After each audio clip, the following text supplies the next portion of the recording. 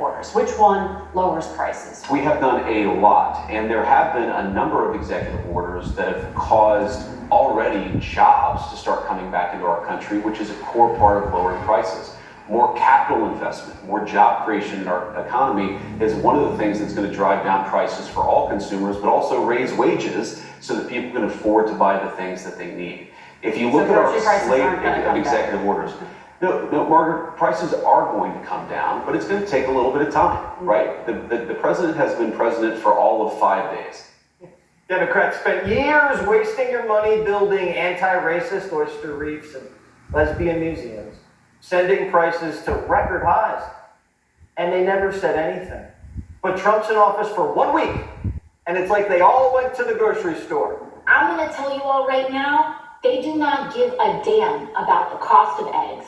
Eggs in my district are $9.19, and the 200 executive orders that we've seen this week is missing any mention of lowering the grocery prices for our families. When President Trump pardoned all the January 6th rioters, now to get rid of independent inspector generals, how is any of this going to lower grocery prices? Someone should tell the Democrats that the egg prices they're so mad about are from December. Those are the big guys' eggs.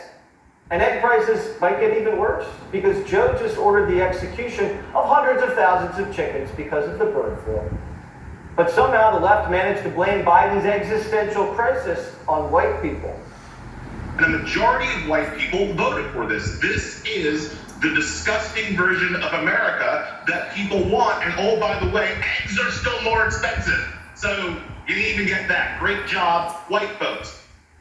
But fear not, a primetime producer spotted egg prices dropping nearly 20% this weekend, from $13.50 all the way down to $11. O'Leary Ventures chairman and Shark Tank investor Kevin O'Leary joins me now. So O'Leary, are we just going to hear about prices all of a sudden from Democrats?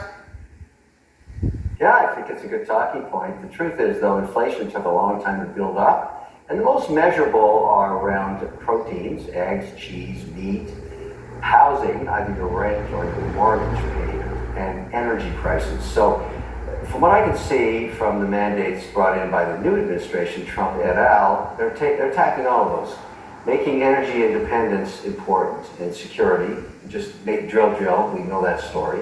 That reduces all input costs. Energy is an input cost across all 11 sectors.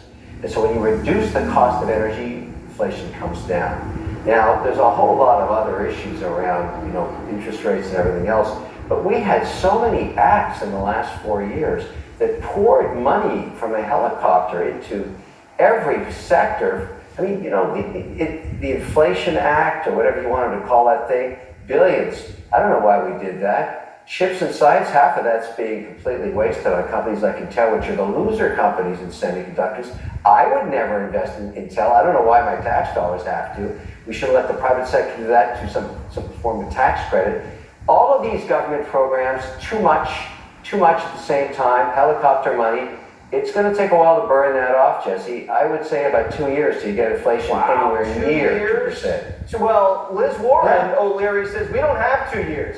If Trump doesn't bring prices down now, it's trouble. Listen.